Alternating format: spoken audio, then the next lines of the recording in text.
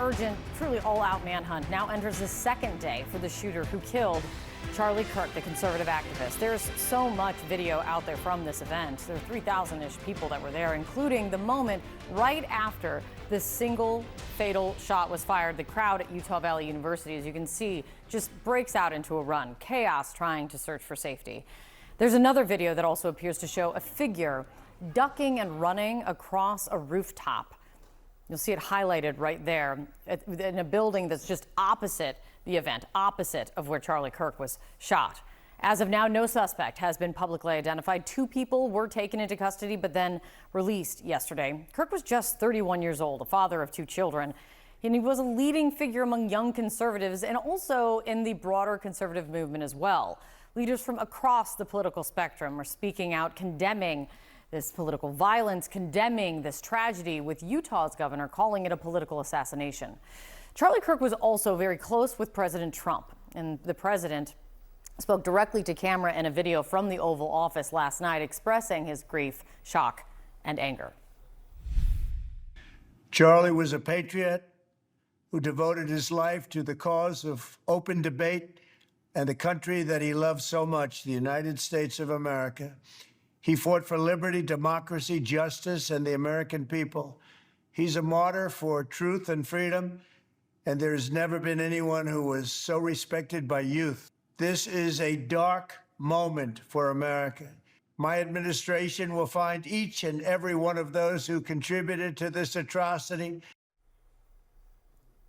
CNN's Nick Watt is on the scene for us in Utah. Nick, let's talk about the fact that there is still a search for the person who did this. What is the latest there?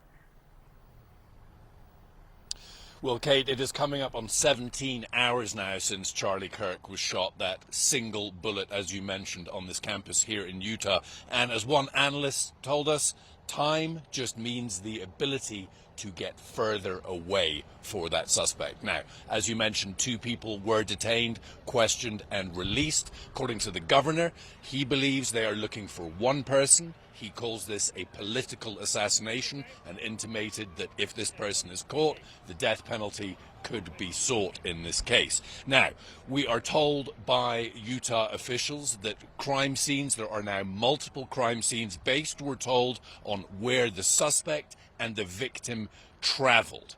Now, I want to take you through what we know. We have some video that was shot from inside a building in the immediate aftermath of that shot. You see people running. Of course, when one shot is fired on a campus in this country, people suspect a campus shooter. They suspect that there will be more rounds fired. There were not.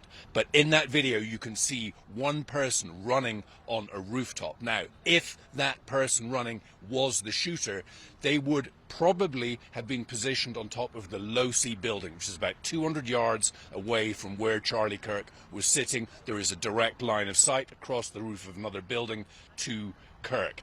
Now,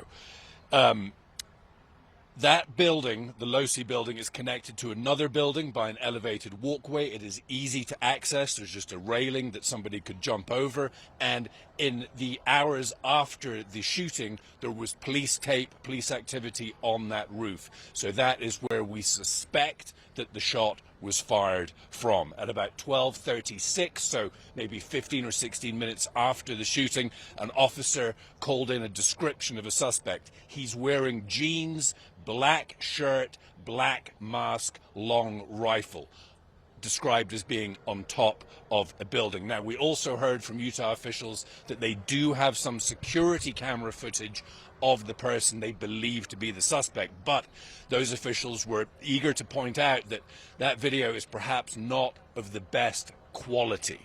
So that is what we are working with now. And listen, people who were at this event said there was security, sure, but there was more security for somebody rushing at Kirk with a knife, not necessarily somebody shooting from 200 yards away from the top of a building. Kate. Nick Watt, thank you for being there. Really appreciate it. John. All right, with us now, CNN senior law enforcement analyst, former FBI Deputy Director Andrew McCabe. Andy, nice to see you this morning. As Nick points out, 17 hours now into this manhunt. What needs to be happening in order to catch this perpetrator? Yeah, so first of all, John, you're absolutely right to start with the clock. The clock is not your friend if you are in the middle of this investigation. As Nick mentioned, every hour that goes by, the killer gets further away, has a better opportunity to seek shelter, support, things like that, and of course to travel. So what needs to be happening, there are kind of two fronts on this investigation right now. There's, of course, the crime scene, and they're going to want to exploit every aspect that they possibly can for investigative leads. The most important location being, of course, where we think the shooter delivered those rounds from. They may still be thinking that that location is the roof, the part of the roof that we saw taped off. And if that's the case, they'll be going over it with a fine-tooth comb.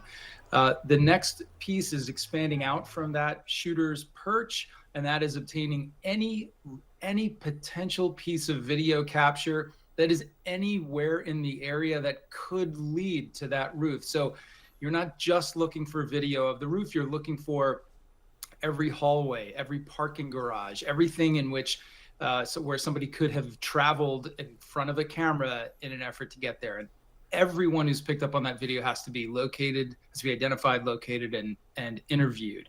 You're going to want to look then further out towards vehicles that entered and exited the campus, and particularly that parking garage. If they have that sort of coverage on their parking facilities, they're going to identify those vehicles. They're going to identify the owners of every single one of them, wherever they may be, and interview those people as well.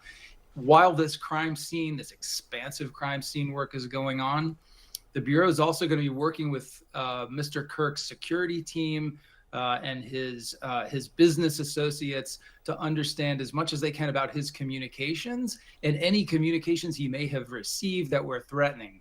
In this day and age, that can be a lot, right? He was a guy with a big social media presence, a provocative person. And so they are going to try to identify all of those communications that seem even remotely threatening and trace them back to their to the people who made those, and hopefully identify and interview people out of that batch as well.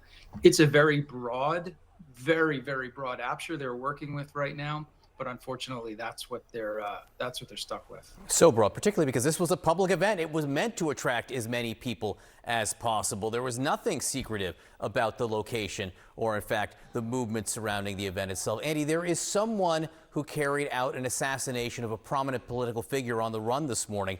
How dangerous could this individual still be?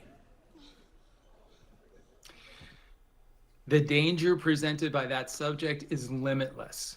This is a person who engaged in a exceedingly violent act of violence in front of thousands of people and was able to pull it off with a high degree of skill. There was planning that went into this, in the acquiring of the weapon and transportation to the location, in knowing how to escape, figuring out escape routes, and then of course the training that goes into delivering a shot like that.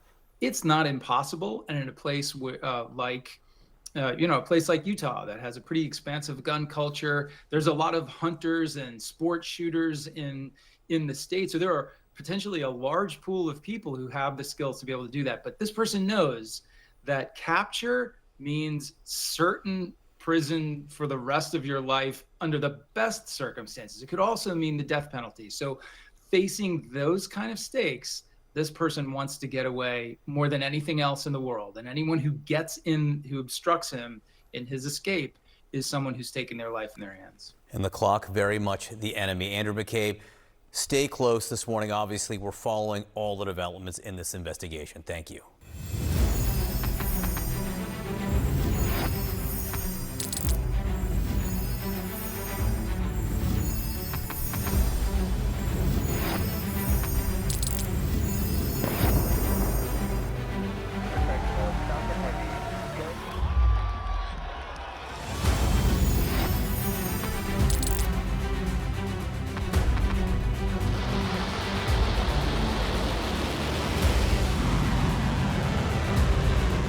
Been fighting so long and so hard that they don't know what the f they're doing.